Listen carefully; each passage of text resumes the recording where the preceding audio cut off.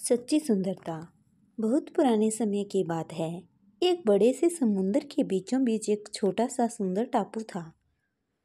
पूरे टापू पर बहुत सारे पेड़ पौधे थे। मैदानों में हरी हरी घास थी और हर रंग के सुंदर फूल वहां उगते थे। फूलों की महक से सारा वातावरण महकता रहता था। वहां एक बहुत ही अच्छा राजा राज्य करता था। सभी की खुशी में वह खुश होता था और सबके दुखों को बांटकर कम करता था। हर वर्ष वहां राज्य के कुल देवता की पूजा की जाती थी और उसके लिए बगीचे के सबसे सुंदर फूल को चुना जाता था। यह चुनाव राजा करता था। उस भाग्यशाली फूल को कुल देवता के चरणों में चढ़ाया जाता था। पिछले कई वर्षों से बगीचे के सबसे सुंदर लाल गुलाब के फूलों को इसके लिए चुना जा रहा था। इसलिए गुलाब का पौधा बहुत ही घमंडी हो गया था। उसे लगता था कि वही एक है जो सब फूलों में सबसे सुंदर है। घमंड के कारण वह तितलियों और मधुमक्खियों को अपने फूलों पर बैठने भी नहीं देता था। यहाँ तक कि पक्षियों को अपनी डालियों के पास भी आने नहीं देता था। उसके ऐसे व्यवहार के कारण कोई तितली या पक्षी उसके पास आना ही नहीं चाहते थे। हर वर्ष की तरह एक बार फिर वह दिन आने वाला था जब कुल देवता की पूजा की जानी थी। गुलाब के पौधे को पूरा विश्वास था कि राजा आएंगे और उसी को चुनेंगे। गुलाब के पौधे के पीछे मिट्टी के ढेर पर एक पौधा अपने आप उगाया था, छोटा सा नाजुक सा। उस पर चमकदार पीले रंग के छोटे छोटे फूल उगे थे। वह एक जंगली पौधा था, इसलिए कभी कोई उसकी ओर ध्यान ही नहीं देता था। उसके फूल छोटे थे लेकिन बेहद सुंदर थे।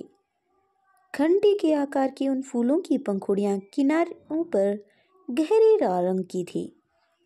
वह जानता था कि उसकी ओर कोई ध्यान नहीं देता है, फिर भी वह बड़े प्यार से सभी तितलियों और पतंगों को अपने पास बुलाकर अपना रस पीने देता था। पक्षी उसकी डालियों पर बैठकर खूब खुश होते थे।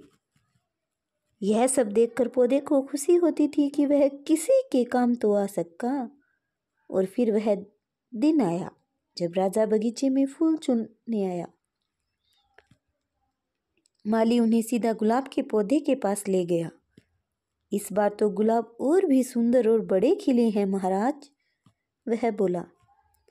उसने सबसे बड़ा गुलाब तोड़ने के लिए हाथ बढ़ाया, लेकिन महाराज ने रोक लिया। वे किसी और सुंदर फूल को ढूंढ रहे थे। वापस जाने के लिए जैसे ही घूमे, उनकी निगाह पीले रंग के फूल पर पड़ी। उन्होंने घूमकर देखा तो उनको वह पीले फूलों वाला जंगली पौधा दिखाई दिया। उसके आसपास अनेक तितलियां और पतंगे घूम रहे थे, जबकि गुलाब का पौधा अकेला अलग खड़ा था। राजा धीरे से जंगली पौधे के पास गए और बोले, यह वह पौधा है जो बिना खाद पानी के उगाया है। बाकी सभी पौधों का माली विशेष ध्यान रखते हैं, समय से पानी देते हैं, खाद डालते हैं, काट छांट करते हैं, इसलिए वे इतने सुंदर हैं। लेकिन यह वह पौधा है जो अपनी हिम्मत से खड़ा है, फिर भी कितना स्वस्थ है, सुंदर है। सबसे अच्छी बात यह है कि इसके अच्छे स्वभाव के कारण सभी तितलियां उसके पास आकर बेहद खुश हैं। यही है सच्ची सुंदरता। इसलिए कुल देवता की पूजा के लिए मैं इस जंगली फूल को चुनता हूँ। अगर आपको मेरी कहानी अच्छी लगी हो तो आप कहानी को लाइक करें। अगर आप हमारे चैनल पर नए हैं तो आप हमारे चैनल को सब्सक्राइब कर लें। कहानी को ज़्यादा से ज़्यादा शेयर करें।